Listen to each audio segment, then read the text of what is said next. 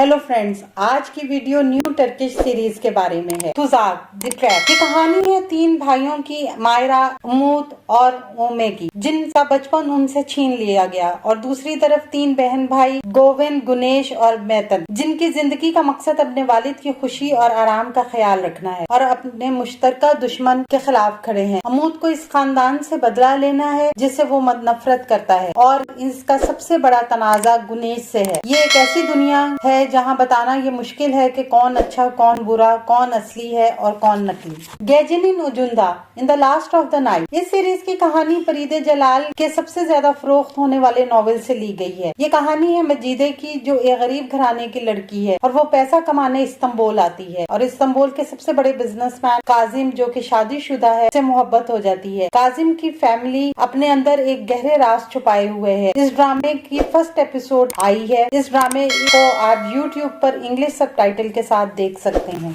दुनिया ल बिनिम आरामदा, between the world and अस। ये कहानी है एक्किन की, जिसका बॉयफ्रेंड एक मशहूर अदाकार है और वो इससे दूर हो रहा है। एक दिन वो जाली सोशल मीडिया अकाउंट से इस तक पहुंचने का फैसला करती है और एक ऐसी औरत तैयार करती है जो इसके बॉयफ्रेंड को बहका सके।